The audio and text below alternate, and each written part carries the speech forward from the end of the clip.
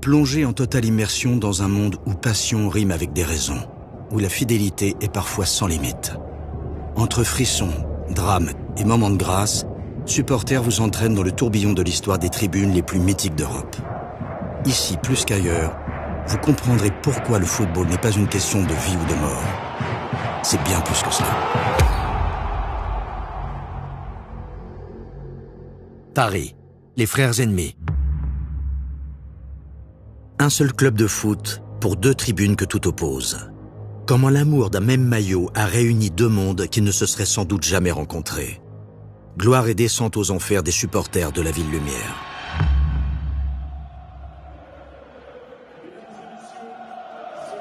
« 20 mai 2003. La tribune Auteuil est en ébullition.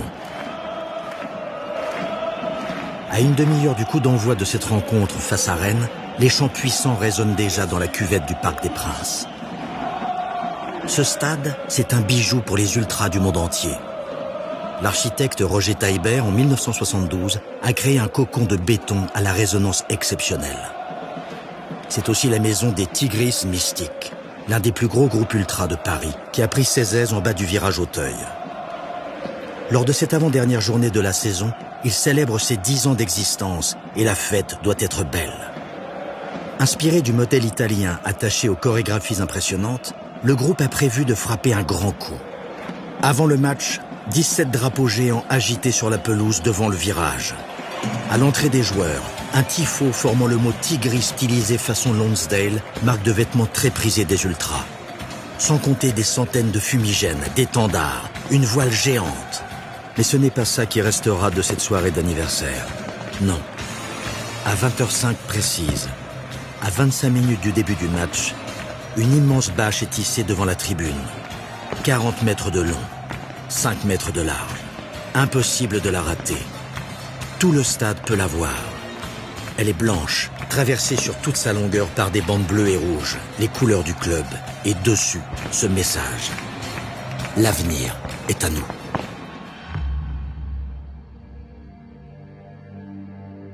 Pour le profane, pour le spectateur lambda, cette banderole n'a pas vraiment de signification. Mais pour les supporters d'en face, pour ceux de la tribune Boulogne, elle est lourde de sens. C'est une déclaration de guerre. Ce PSG Rennes insignifiant dans l'histoire footballistique du PSG, un match qui se terminera sur un 0-0 sans saveur, sera un marqueur indélébile dans la vie des tribunes parisiennes. Dès la semaine suivante, lors du court déplacement à Auxerre, à 2 heures de quart de la capitale seulement, les gars de Boulogne voudront remettre les pendules à l'heure. Ils sont une vingtaine d'indépendants à faire la route discrètement en voiture individuelle. Parmi eux, des anciens que l'on n'avait plus vus au parc depuis des lustres. Un petit tour à la fête foraine jouxtant le stade champêtre de l'Abbé des Champs, puis le match. Et en bas de la tribune visiteuse, une charge rapide, violente, des coups de mât de drapeau, quelques stadiers reconnaissables à leur blouson rouge qui essaient de s'interposer et la police qui regarde, comme surprise par la soudaineté de l'assaut. Des supporters parisiens s'attaquent à d'autres supporters parisiens. Dans la confusion, les indépendants de Boulogne qui étaient venus pour les Tigris corrigent aussi les Supras, un autre groupe d'Auteuil qui n'avait rien demandé. Mais dans les tribunes du parc dorénavant, l'heure n'est plus à la demi-mesure. Deux mondes que tout oppose, deux mondes qui n'auraient finalement jamais dû se rencontrer se font face et vont s'affronter jusqu'à la mort. Le PSG est un club à l'histoire récente. À Paris, il y a la culture avec un C majuscule. Il y a le cinéma, le théâtre. La ville lumière qui brille dans le monde par son Louvre, sa tour Eiffel ou ses cafés. Le football ne fait pas vraiment partie du tableau de cet art de vivre à la parisienne, où ce n'est finalement qu'en 1970 que le Paris Saint-Germain voit le jour. L'ambition de faire un grand club moderne dans la capitale est là. Le Parc des Princes offre un écrin exceptionnel à la hauteur des ambitions de ce nouveau-né du foot français. Reste maintenant à le remplir.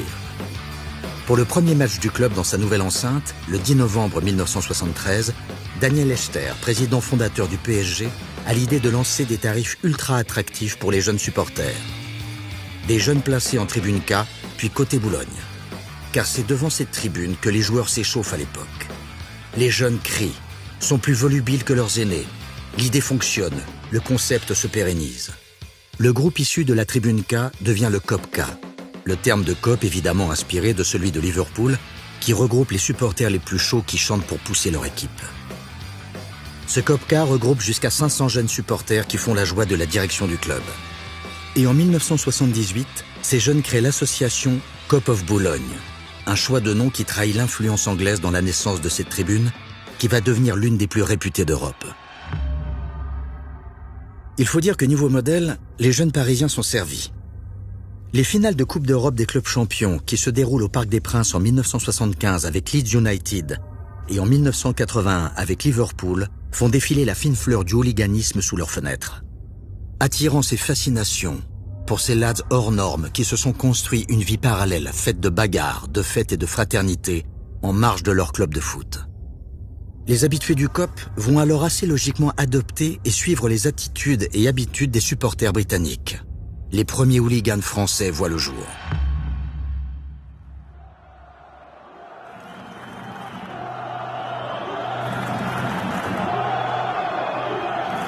Mais en cette fin des années 70 et ce début des années 80, en France, les pouvoirs publics et les clubs de football n'ont absolument pas conscience de cette sous-culture qui est en train d'émerger dans les stades. Au Parc des Princes, dans cette tribune Boulogne où la direction a décidé de placer ses supporters les plus agités, elle vend également des places aux supporters adverses. Résultat, des heurts quasi systématiques. Parallèlement, Boulogne commence aussi à se déplacer. La France du foot n'est pas prête. Des images qui commencent normalement avec un match de football. Les Parisiens sont bien entendu en bleu et les Canets en blanc. Les joueurs parisiens continuent de jouer avec ici Patrice Colter qui est contré et début de bagarre dans la tribune Boulogne. La tribune Boulogne qui, comme vous le savez, est la tribune la plus chaude du Parc des Princes. Les matchs à l'extérieur du PSG sont l'occasion de bastons et de saccages. À chaque sortie, ceux du COP honorent leur tribune et leur club à leur façon, hérités des hooligans anglais. Des notions encore totalement étrangères aux adversaires qui accueillent l'équipe parisienne et qui ne comprennent pas vraiment ce qui se passe. Dès le début des années 80, Boulogne s'offre déjà la réputation d'une tribune dure, radicale. Une étiquette qui va lui coller à la peau et qui ne va pas tarder à se justifier pour de bon avec le bon vouloir coupable de la direction du PSG.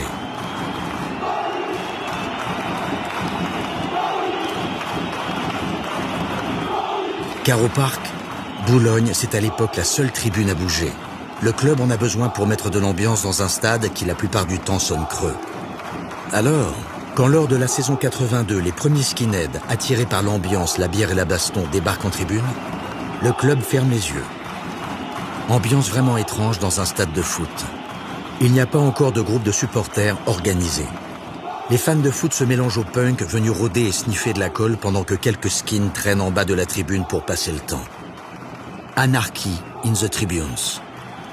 En déplacement, la situation est de plus en plus incontrôlable. Oh là là, mais qu'est-ce que c'est que ça là? Regardez-moi ça là-bas, il y a des spectateurs qui se tirent des fusées dessus là, c'est pas possible. Et non mais c'est pas possible, il va y avoir des accidents comme ça ce soir. Là ils tirent des fusées sur les spectateurs là, qu'est-ce que c'est que cette histoire là? Il va y avoir des accidents là, c'est pas possible de finir comme ça. C'est n'importe quoi là. Les stades d'Auxerre ou de Nice sont vandalisés. En septembre 1985, les supporters parisiens sont même carrément interdits de déplacement au Havre. Une première dans l'histoire. La situation n'est plus tenable. Le drame du Heysel qui est passé par là siffle la fin de la récré. Les Anglais de Liverpool ont fondu sur les Italiens de la Juve dans un déferlement de violence sans précédent lors de la finale de la Ligue des Champions. 39 morts dans un stade, devant les caméras du monde entier. Le PSG doit organiser sa tribune. Alors avec ce qui s'est passé, ce que les médias ont dit, ils ont un peu grossi le truc, le phénomène quoi. Pour moi c'est pas vrai. C'est juste des petits groupes qui viennent dans un but bien précis. Il y a quoi? Il y a 3-4 000 personnes dans le club de Boulogne et il y a 10 footeurs de merde, c'est tout. C'est dans ce contexte que seront créés les Boulogne Boys. Attirés par les photos et les récits qui s'échangent sous le manteau, dans ce mouvement ultra encore balbutiant en France, de jeunes Parisiens imaginent une organisation en groupe structuré. Un peu comme cela se fait en Italie à l'époque. En France, seul Marseille et son commando Ultra 1984 a mis en place ce modèle de supporterisme. Des Parisiens prennent contact avec les Marseillais. Ils ne se détestent pas encore. Ils viennent à Marseille pour voir comment le groupe se structure, découvrent les banderoles, les bâches avec le nom du groupe, l'organisation, les drapeaux. Une sorte d'amicale ultra pour l'émergence d'un mouvement nouveau. De retour à Paris, fort de cette expérience et avec l'aval de Francis Borrelli, le président du PSG de l'époque, les Boulogne Boys voient le jour. Ils penchent vers le modèle italien, sont attirés par l'animation de la tribune avec drapeaux, fumigènes, veulent rester apolitiques, même si les skinheads et quelques groupuscules d'extrême droite se sont durablement installés dans la tribune Boulogne. Mais l'émergence des Boys ne fait pas l'unanimité dans le COP. Je suis supporter du Paris Saint-Germain, donc je me mets entièrement dans le PSG. J'essaie de faire tous les déplacements, ça remplit bien ma vie, quoi. Mais il n'y a pas que le PSG, il y a tout le foot. Moi-même, quand je joue au foot, ça me prend beaucoup de temps dans ma vie. Le samedi, je joue au foot, le soir, il y a des matchs au parc, le dimanche, je vais voir des potes au foot, c'est vraiment le foot, quoi. Éric n'est pas convaincu par l'initiative. Il vient dans la tribune depuis 77, une dizaine d'années.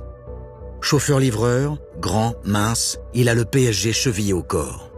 Lui et quelques anciens ne comprennent pas que le nom du groupe ne fasse aucun lien avec Paris. Boulogne Boys, ça ne veut rien dire. Ça ne sonne pas français. Le PSG, c'est le club des titis parisiens. Et puis, depuis le début, c'est sous l'influence du modèle anglais que Boulogne a grandi. Drôle d'idée que de tout changer pour suivre le modèle italien. Du coup, Éric, que ses potes de tribune surnomment Giscard, comme le président, fonde les Gavroches. Ça sonne parisien. L'image du personnage des Misérables de Victor Hugo convainc la majorité des anciens du COP qui le suivent. Arrivera ensuite la création des Firebirds, mais tous ces groupes qui peuplent cette tribune Boulogne, que leur influence soit italienne ou anglaise, auront à composer avec l'extrême droite. Car si les choses sont bien évidemment toujours plus complexes qu'il n'y paraît, pendant toutes ces années 80 et 90, voire même 2000, les fascistes, les patriotes ou les néo-nazis, même ultra-minoritaires, auront table ouverte dans cette tribune du Parc des Princes. Skin, ça veut dire quoi exactement? Le skin, c'est un mouvement national-socialiste et non pas un mouvement pour le nègre, ni le juif, ni l'arabe. Pourquoi vous allez au stade? Vous savez, on politise des manifestations, pourquoi pas politiser un stade? Même certains supporters. Certains disent que vous allez au stade pour cogner. La meilleure des propagandes, c'est la violence. On nous respecte quand on frappe, et on nous écoute beaucoup plus comme ça. Giscard lui-même en a d'ailleurs bien conscience. Ils étaient là. Personne n'avait vraiment envie de les déloger. Sorte de complicité passive, en fait. La police, elle, se disait que c'était un bon moyen de les surveiller, voire de les infiltrer. Donc, inutile d'intervenir. La gestion de la situation par le pourrissement. Comme pour le Pitbull Cop, dans le Paris néo-nazi des années 80, gravite un certain Serge Ayoub, Batskin pour les intimes, qui souligne ainsi son habileté à jouer de la batte de baseball. Le foot ne l'intéresse pas vraiment. En revanche, il voit dans les tribunes du parc un bon moyen de recruter pour son groupuscule politique, le clan. Au milieu des Boulogne Boys ou des Gavroches, il s'installe tranquillement dans cette tribune Boulogne. On ferme les yeux, on laisse faire. Batskin affiche son objectif clairement. Certains ont pris la Bastille, nous on prend le Parc des Princes. Les tribunes sont les derniers endroits où l'on peut tendre le bras droit et crier « Paris est fasciste » sans se faire enfermer. Le Pitbull Cop disparaîtra finalement lors de la saison 92-93, le taux de recrutement au stade n'étant visiblement pas suffisant. Épiphénomène donc, mais qui témoigne tout de même de la coloration politique de cette tribune Boulogne au début des années 90. Moins homogène qu'on veut bien le croire, elle reste tout de même nationaliste. Les stadiers, employés du club, ont d'ailleurs pour consigne de rediriger les supporters noirs et arabes vers le virage Auteuil, car ils ne sont pas les bienvenus à Boulogne. Pionnière, historique, elle se considère comme l'âme du Parc des Princes.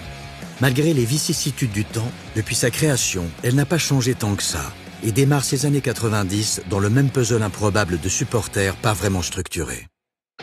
Menée par les Boulogne Boys, mais aussi appuyée par ceux de la section R2, située en Boulogne Rouge, en bas de la tribune, ils sont plus radicaux, moins organisés, mais plus politisés. C'est de cette partie de la tribune que partent parfois les saluts nazis. Il y a aussi des indépendants, accros à la baston et fascinés par les casuals britanniques. Ces supporters ultra-violents qui ne portent pas les couleurs du club pour ne pas être identifiés par la police. Le pouvoir de Boulogne sur le parc est incontestable et incontesté. Mais l'arrivée du groupe Canal à la tête du PSG va considérablement rebattre les cartes.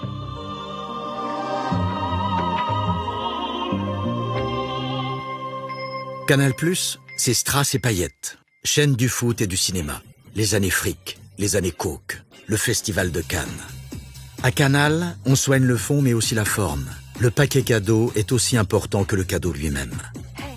Paris doit jouer le titre de champion chaque saison. Ça, c'est pour le fond. Et pour la forme, Le Parc des Princes doit être plus festif, plus accueillant, rassembler plus large, bien au-delà du périphérique. Le Grand Paris avant l'heure. Le dossier de rachat est bien ficelé, et en mai 1991, le club de la capitale tombe dans le giron de la chaîne de télé. Il faut recruter des joueurs et surtout changer l'image des tribunes du stade. Le dossier de l'image devient très vite prioritaire. À défaut de se débarrasser des éléments gênants de Boulogne, la nouvelle direction choisit d'offrir la tribune d'en face, la tribune Auteuil, à ceux qui n'ont pas accès au COP, à ceux qui ne répondent pas aux critères nationalistes implicites de la tribune la plus chaude du Parc des Princes. Canal veut des ultras pour contrebalancer le pouvoir et l'influence Boulogne, quitte à subventionner ces nouveaux groupes pour les aider à se créer et à s'installer. Certains membres des Boys, de moins en moins en phase avec la politique du groupe, y voient l'opportunité de créer leur propre groupe et quitter Boulogne. À l'image de Didier, dit Grande, avec ses potes, ils en ont marre de la politique et de la violence qui gangrènent la tribune. Un soir d'octobre 91, Grande réunit ses copains de stade chez lui, enfin, chez ses parents. Il crée les Lutèce Falco. Fascinés par les oiseaux et plus particulièrement les faucons, amoureux de l'histoire de la capitale, ils prennent leur envol et rejoignent de l'autre côté du stade les Supras. Arriveront ensuite en 93 les Tigris Mystiques. Dans cette tribune Auteuil, par opposition à celle d'en face, on ne tolère aucun affichage politique. On le fuit. L'heure est d'abord à structurer les groupes, à se construire une place au parc. Le choix majoritaire de l'identité de la tribune penche clairement vers le modèle italien. Auteuil n'est pas un COP, mais un virage. Il est cosmopolite, multiculturel. Nous ne sommes pas encore en 98, mais Canal+ tient déjà sa tribune Black-Blanc-Beurre. Les jeunes groupes émergents misent tout sur les tifos. Pendant les premiers déplacements, amenés à côtoyer les tauliers de Boulogne de très près, ils ne la ramènent pas. Pas de politique, pas de baston. Du moins pour l'instant. Il faut dire aussi que les Boys ne ratent jamais une occasion de les intimider, de les menacer et de leur rappeler qu'ils étaient là les premiers. Boulogne méprise ses nouveaux supporters. Ils ont été mis là par le club. Tout cela leur paraît bien artificiel. Pour eux, ce ne sont que des jeunes de cité, des Kairas, qui, tant qu'elles ne revendiquent rien, ne constituent pas une menace pour leur hégémonie. Mais pendant ces années 90, Auteuil grandit. Des années fastes sur le terrain pour une équipe du PSG triomphante, suivie par des supporters toujours plus nombreux. Les jeunes issus de l'immigration qui fuyaient le parc dans les années 80 se massent désormais derrière la bâche des Tigris, en bas d'un virage qui s'affirme, qui prend de plus en plus de place dans le monde des tribunes parisiennes. Les chants qui partent d'Auteuil deviennent impressionnants. Les Tigris mènent la danse. Le virage fait jeu égal avec le COP. Visuellement parlant en tout cas. Au niveau vocal aussi. L'aspect cosmopolite implicite au départ se revendique. Il est porté en étendard au nez et à la barbe de Boulogne qui commence à fulminer. Car même si Auteuil continue de se revendiquer apolitique, ce multiculturalisme est en lui-même perçu comme un programme politique par ceux du COP. Les deux mondes que tout oppose se figent et leurs idées sont incompatibles. La cohabitation devient impossible. Chacun sa tribune. Mais autour du parc, les forces de l'ordre craignent autant les confrontations avec des supporters adverses que les règlements de compte entre supporters d'Auteuil et de Boulogne. Car au début des années 2000, les Tigris se sentent puissants, légitimes aussi. Forts de 500 encartés, de tifos mémorables et de déplacements aux quatre coins de l'Europe, ils arrivent à maturité. Ils ne veulent plus se cacher. Ils ne tolèrent plus le racisme. Même en tribune Boulogne, ils sont prêts à en venir aux mains. Terminer les supporters qui ne la ramènent pas face aux anciens d'en face. Ils ne veulent plus baisser la tête et le font donc savoir à leurs adversaires à l'occasion de leur 10e anniversaire par cette fameuse banderole « L'avenir est à nous ». Ce soir-là, le Paris Saint-Germain se retrouve piégé. Il est pris entre la tolérance de toutes les directions successives envers les groupes extrémistes qui ont infiltré Boulogne et l'émergence d'un contre-pouvoir dans Auteuil qui l'a favorisé et qui lui échappe désormais complètement. Les incidents entre les deux tribunes vont devenir de plus en plus fréquents. Une demi-étincelle suffit à chaque fois à faire exploser le baril de poudre. C'est les mecs de Boulogne, ça. Descends, les gars. Représailles contre représailles. Vengeance contre vengeance. Climat délétère. Une chape de plomb anxiogène se pose sur le Parc des Princes. Un jeu de la guerre sans fin que le club n'arrive pas à endiguer. Il réussira même l'exploit de liguer les deux tribunes contre lui, le temps d'une trêve improbable entre Boulogne et Auteuil, pour faire renvoyer le nouveau directeur de la sécurité, Jean-Pierre Larue. Un ancien flic bordelais appelé à la rescousse pour remettre de l'ordre dans les tribunes. Il ne tiendra pas plus d'une saison. Échec cuisant, échec fatal aussi. Lors d'un déplacement au Mans en septembre 2005, un incident éclate à la mi-temps du match. À la buvette, un Boys et un Tigris en viennent aux mains. Chacun accuse l'autre. Peu importe. L'affaire se réglera pour de bon à Paris. À l'abri des regards, le soir même, à 2h du matin. De retour du Mans, les cars déposent les supporters devant le Parc des Princes, rue du commandant Guillebaud, dans le très chic 16e arrondissement, qui le temps d'une nuit va ressembler au Bronx. À peine sortis du car, les Tigris foncent sur les Boys. Barres de fer, lance-fusées, tessons de bouteilles. Bataille rangée en plein cœur d'une nuit d'automne. Un supporter de Boulogne finira à l'hôpital sérieusement blessé. Un des Tigris sera condamné. Les affrontements sont désormais hebdomadaires, presque ritualisés, automatiques, jusqu'au point de non-retour. Pendant 5 ans, match après match, week-end après week-end, les ultras et les hooligans du PSG vont se faire la guerre. Les cris de sales arabes répondront à ceux de sales français et vice-versa, jusqu'à ce funeste soir de février 2010. Le 28 février, plus précisément. C'est soir de Classico. Le PSG reçoit son ennemi juré, l'Olympique de Marseille. Normalement, pour les ultras des deux clubs, c'est une date clé. Mais pas cette saison. Il n'y aura pas de supporters marseillais au parc. Les rats, comme les surnomment les Parisiens, ne sont pas là. Interdits de déplacement après les violents combats qui les ont opposés aux Parisiens autour de la gare Saint-Charles et du Vieux-Port lors du match aller dans la cité phocéenne. Mais malgré l'absence d'ultra-marseillais, ce match reste tout de même classé à haut risque par la préfecture de police. 2250 policiers sont en faction autour du parc plus de 2 heures avant le coup d'envoi. Malgré le froid vif qui pique le visage des supporters emmitouflés dans leurs écharpes bleues et rouges, la foule se presse déjà près du stade. Sur les trottoirs, des centaines de scooters garés n'importe comment, des rues fermées, des camions de CRS ça et là. Les soirs de gros matchs, ce quartier paisible de l'ouest parisien prend parfois des allures de camp retranché, aux grandes dames des habitants du quartier. Depuis la fin de l'après-midi, des membres de Boulogne éclusent des bières dans un bar du boulevard Murat tout proche, le Parks Boulevard. Ensemble, ils ont certainement maudit ceux d'Auteuil qui ne le respectent plus depuis trop longtemps déjà. Ils ont dû ressasser ces 7 dernières années d'accrochage. Plus près du stade, des heurts sporadiques éclatent entre supporters et policiers. L'ambiance est déjà tendue. Les premières fumées de lacrymo s'élèvent dans le ciel parisien. Le groupe du Parks Boulevard, lui, décide d'aller donner une bonne leçon à ceux d'Auteuil.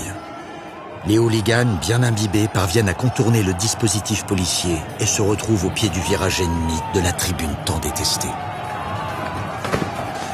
Déchaînement de haine et de violence. Ils tapent sur tout ce qui passe, tout ce qui bouge. Les membres d'Auteuil qui échappent à leur courroux et qui parviennent à entrer dans le stade appellent du renfort. Solidarité de groupe, mentalité ultra. Ils sont nombreux à ressortir du stade, trop nombreux pour ceux de Boulogne qui préfèrent battre en retraite. Combat de rue qui dure de longues minutes. Scène d'émeute sous les yeux des forces de l'ordre passives qui préfèrent regarder les sauvageons du parc régler leurs comptes. Pendant la contre-offensive menée par ceux d'Auteuil, dans la cohue, un visage connu se retrouve au sol. C'est Nounours, Yann Laurence, 37 ans, gabarit très imposant, crâne lisse. C'est une figure du COP. Un abonné de longue date, un membre historique de la très controversée Casual Firm, l'une des principales bandes de hooligans de Boulogne. Les ultras d'Auteuil ne lui laisseront aucune chance, comme si des années de haine et de frustration se cristallisaient sur ce visage éclaté sur le bitume. Ces bourreaux vont s'acharner sur lui pendant 5 longues minutes. 5 minutes interminables avant que la police n'intervienne. Tombé dans un coma profond au pied de son Parc des Princes, Yann Laurence sera déclaré cliniquement mort quelques jours plus tard. Évidemment, côté Auteuil, on considère qu'il a participé à la première charge et ne s'est pas enfui assez vite. Alors que pour ses frères de Boulogne, Nounours s'était rangé les voitures depuis belle lurette.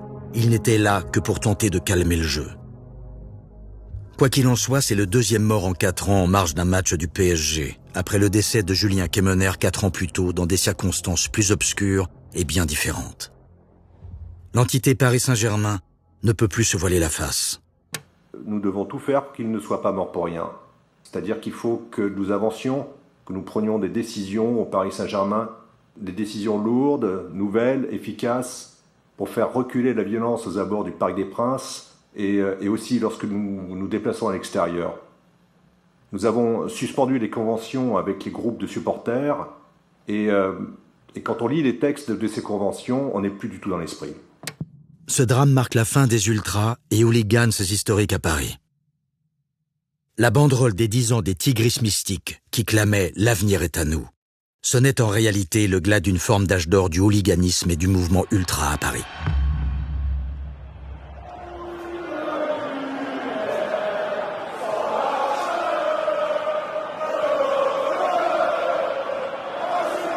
De déclin en dissolution, de dissolution en interdiction de stade, le mouvement ultra a fini par complètement disparaître du Parc des Princes avant de renaître via le CUP, Collectif Ultra Paris. En tribune Auteuil, il regroupe toutes les bonnes volontés qui veulent redonner vie au virage. Des anciens, des nouveaux. Tous les groupes historiques du virage qui n'ont pas été dissous se retrouvent derrière l'acronyme du CUP.